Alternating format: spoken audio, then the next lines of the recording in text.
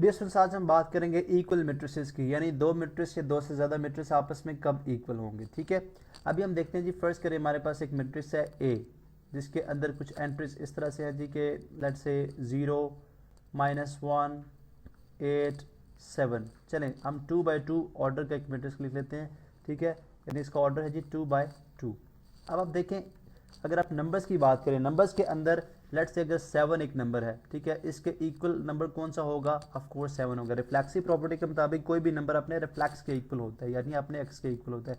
इसी तरह जब मैट्रिसेस में भी बात करते हैं तो ऑफ कोर्स एक मैट्रिक्स के इक्वल अगर मैं एक मैट्रिक्स बी लिखना चाहूँ तो ये बी मैट्रिक्स जो है वो एग्जैक्टली ए मैट्रिक्स के बराबर ही होगा, तो तभी वो ए और बी आपस में इक्वल हो सकती है। यानी अगर इसकी एंट्रीज, ठीक है, ए मैट्रिक्स के बराबर हों तो तभी वो बी मैट्रिक्स और ए आपस में इक्वल होंगे। ठीक है, तो अभी हम क्या करते हैं, अगर मैं ए मैट्रिक्स को यहाँ से कॉपी करा लूँ, ठीक है, बिकॉज यही एलिमेंट्स यही लिखने हैं मुझे, तो अगर मैं यहाँ से इसको कॉपी कर लूँ, ठीक है,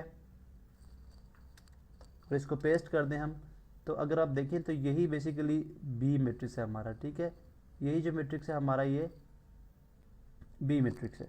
ठीक है, अब आप देखें कि हमने बी मैट्रिक्स ड्रॉ किया, इसके अंदर इक्वालिटी का साइन लगा, इसके दरमियान में इक्वालिटी का साइन है जी। ठीक है, ये बी मैट्रिक्स है।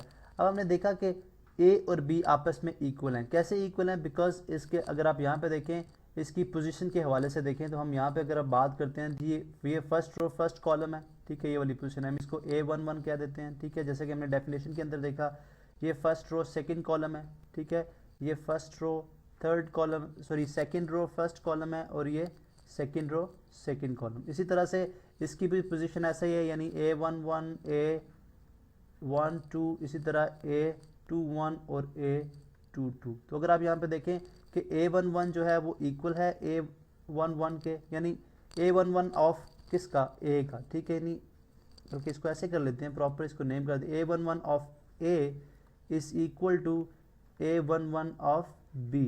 ठीक है, इसी तरह A21 of A is equal to A21 of B, यानी ये मैं पोजीशन की बात कर रहा हूँ। ठीक है, नहीं वो एलिमेंट जो इस पोजीशन पे है, इस पोजीशन पे वापस में इक्वल है, जो आप यहाँ पे देख सकते हैं। तो अब हमने देखा कि जी इक्वलिटी के लिए जो क्रॉसपॉन्डिंग एलिमेंट्स हैं उनका आपस में इक्वल होना जरूरी है। अब जब हम क्रॉसपॉन्डिंग एंट्रीज की बात कर रहे हैं, यानी A11 के क्रॉसपॉन्डिंग A11 है, A12 के क्रॉसपॉन्डिंग ये A12 है। ठीक है, जब हम क्रॉसपॉन्डिंग एंट्रीज की बात करें तो ऑफ कोर्स कोई भी ऐसी एंट्री नहीं है जो एडिशनल हो। जब कोई भी ऐसी एंट्री एडिशनल नहीं है तो हमें ये बात समझ आ जाती है कि इनका फिर ऑर्डर भी एक जैसा है। अगर आप देखें कि इस, क्योंकि हमने कॉपी पेस्ट ही किया था बी को, तो अगर इसका ऑर्डर 2x2 है तो ये जाहिर सी बात है कि मैट्रिक्स बी का जो ऑर्डर है वो भी क्या होगा? 2x2 ही होगा। ठीक है, अब आप देखें कि कोई भी मैट्रिक्स अपने जो है वो अपने ही मैट्रिक्स से इक्वल है। हाँ, इसको रिप्रेजेंट करने का एक तरीका ये हो सकता है, लेट्स से कि अगर हम इसको सम या डिफरेंस के अंदर लिखते हैं, जैसे मैं लिखता हूँ जी कि ए एक मैट्रिक्स है, जो कि चलें यही मैट्रिक्स लिख देते हैं ऊपर जो हमारे पास है, क्या है जी 0, -1 और 8, 7। 0, इसको चलें m नाम दे देते हैं, नाम चेंज करते हैं, 0, -1, 7 और 8। ठीक है, चले अगर एलिमेंट्स चेंज भी हो जाएं तो कोई फ़र्क नहीं पड़ेगा। अब अगर मैं एक मैट्रिक्स लिखता हूँ लेट से n, ठीक है, जो मुझे इक्वल लिखना है, लेकिन मैं एक मुख्तलिफ अंदाज में कैसे लिख सकता हूँ जी, -7 + 7। ठीक है, 0 को मैंने -7 + 7 लिख दिया, इसको मैंने लिख दिया 4 - 5 जो कि -1 के इक्वल होता है, इसको मैंने लिख दिया 4 + 3 जो कि 7 के इक्वल होता है, और इसको मैं लिख दिया 5 + 3। तो आप देखें ये दोनों मैट्रिक्स आपस में इक्वल है, यानी अगर आप इसको सॉल्व करें तो सॉल्व होके बिल्कुल इसकी कॉपी ही होगा। ठीक है, बिल्कुल एग्जैक्टली m के इक्वल होगा, तो हम कह सकते हैं कि m is equal to n। ठीक है, ये तो आपने देखा जी इक्वालिटी, दो मैट्रिसेस के इक्वल होने की जो कंडीशंस हैं। क्या कंडीशंस हैं? दो कंडीशंस हैं, ये आप लिख भी देता हूँ मैं कि ऑर्डर ऑफ मैट्रिक्स इक्वल होना चाहिए, यानी एक ऑर्डर इक्वल होना चाहिए दोनों का, और दूसरा क्या है जी, क्रॉसपॉन्डिंग एंट्रीज, यानी क्रॉसपॉन्डिंग एंट्रीज है वो भी आपस में बराबर होनी चाहिए। अब इसकी एप्लीकेशन पे बात कर लेते हैं कि एप्लीकेशंस क्या है इसकी। फर्स्ट करें, अगर एग्जाम्स के अंदर ये हमें कोई ये सवाल पूछता है हमसे, एक अननोन वेरिएबल देके, फॉर एग्जांपल जैसे हमें बोला जाता है जी कि एक पी मैट्रिक्स है जो कि है -1, 2, 5, 7। ठीक है, और एक मैट्रिक्स है हमारे पास एस, ठीक है, जो कि है x+1,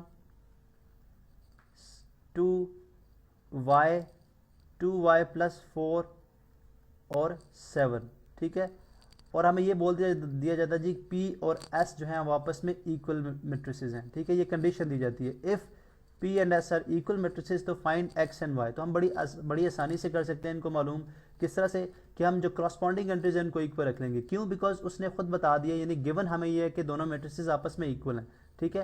तो हम x+1 की करस्पॉन्डिंग -1 है तो आ जाएगा जी x+1 इज इक्वल टू -1। तो x इज इक्वल टू क्या आ जाएगा, ये +1 दोनों तरफ हम -1 यानी एडिटिव इनवर्स ऐड करेंगे 1 का, ये कैंसिल हो जाएगा तो -1 प्लस -1 ये -2 यानी x इज इक्वल टू -2 हो जाएगा।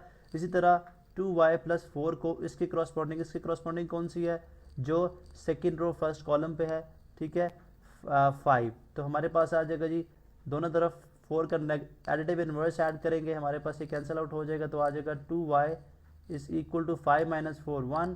एंड अब यहाँ से अगर थोड़ा सा इसको हम नीचे करें तो हमारे पास y क्या आ जाएगा, दोनों तरफ 2 इधर मल्टीप्लाई हो रहे हैं, दोनों तरफ हम इसके एडिटिव मल्टीप्लिकेटिव इनवर्स से मल्टीप्लाई करें या 2 से डिवाइड करें तो हमारे पास 2 कैंसिल आउट हो गया, हमारे पास 1 आ जाएगा 1/2, y आ जाएगा 1/2। तो आपने देखा कि जब ये कंडीशन गिवन हो जी दो मैट्रिसेस आपस में इक्वल हैं तो हम उनसे अननोन वेरिएबल्स भी फाइंड आउट कर सकते हैं। तो आपने देखा जी ये हमारे इक्वल मैट्रिसेस कब होते हैं, उनके लिए क्या कंडीशंस हैं और उनको अप्लाई करके हम अननोन वेरिएबल्स को किस तरह से फाइंड आउट करते हैं।